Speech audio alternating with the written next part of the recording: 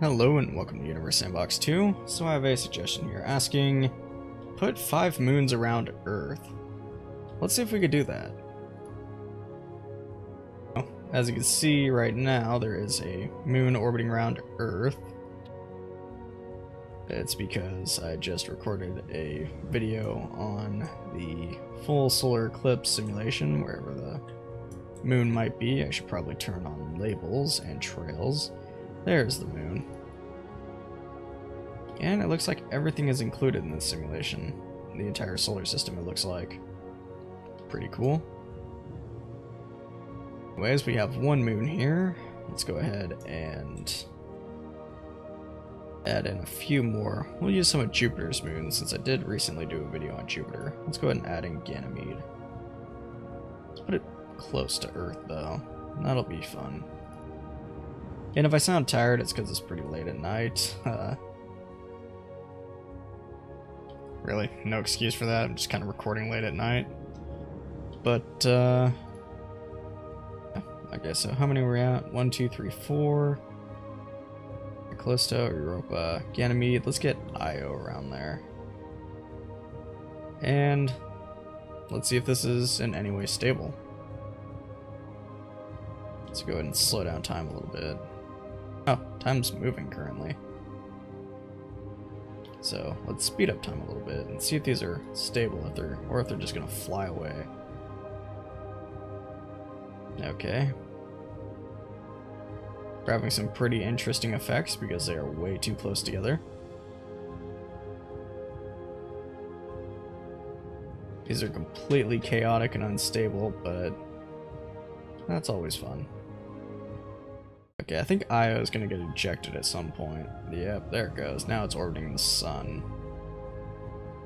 Interesting. Let's go ahead and reopen the total solar eclipse simulation, since that already has the moon included. We turn on trails and labels. And let's try some smaller objects. Let's try something like dwarf planets. Let's go ahead and put Ceres here a few times.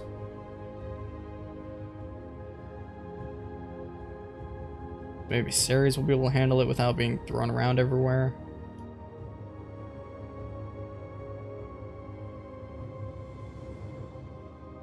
Okay, that's kind of weird. What is going on with that orbital path there? It's still moving in a circle, it's just drawing a weird line. Well, that's very odd. Can't say I've ever seen it do that before unless it's like a low quality simulation. Which this might be, who knows. But it looks like it's mostly stable, so there's Earth with essentially 5 moons. Are these gonna be like eclipsing constantly? Oh yeah, you can see some shadows pass by occasionally. Yep. So if you guys wanted solar eclipses, there you go. Just constant solar eclipses due to all these Ceres kind of orbiting around. Makes me wonder if it'll be on different locations of the Earth as it rotates around due to the axial tilt.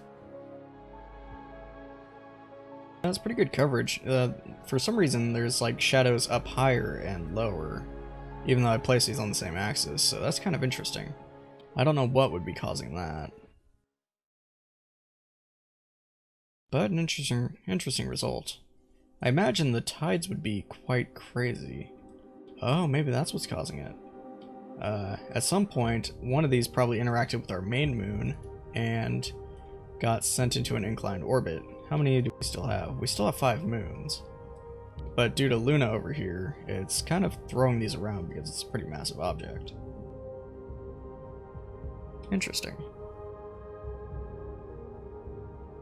Now, Ceres is not an incredibly massive object. It's not really much compared to the moon. In fact, if we go over here and look at the mass, it is basically just 1% of that of the moon, so these are not very massive, but they would probably still cause like very insignificant little tides as they rotated around the Earth, and cause quite a bit of turbulence in the ocean, so that would be kind of interesting. And basically we would get I don't know, what's the rotational period on this series right here? Orbital period, rather.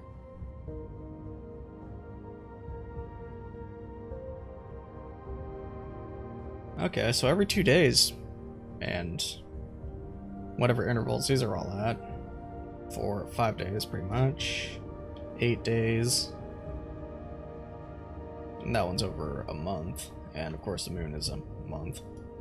Okay, so basically every 2 days we would get a eclipse from Ceres here, so that'd be pretty interesting, based on the distance that I placed it from the Earth. But that is pretty cool. What would Ceres look like from the surface of Earth? Let's go ahead and touch down, and we can spot one of these Ceres real quick. Can't imagine these would be very large objects. And there they are. Let's go ahead and turn off trails. Okay, so that's the closest one, isn't it? So, go ahead and touch back down on Africa over here. Whoops, flew through the planet. Man, I just hate when that happens. Okay, let's land right here. Look up at Ceres, which I think this is the close one. So it's a pretty big object in the sky. I don't think... Moon for reference, though. See if I can spot the moon. Ah, there's the moon. Okay, so that very close Ceres is about the same size as the moon in the sky. So that's pretty cool. If not, I think it's actually larger.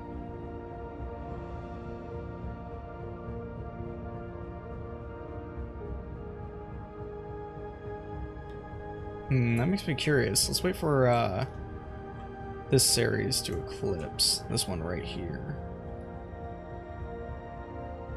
There we go. Okay, so it's already eclipsing. Let's go ahead and get it to...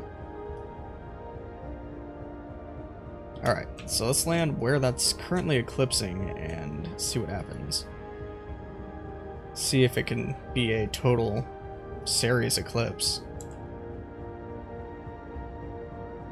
On the shadow, we're pretty close to the center of it.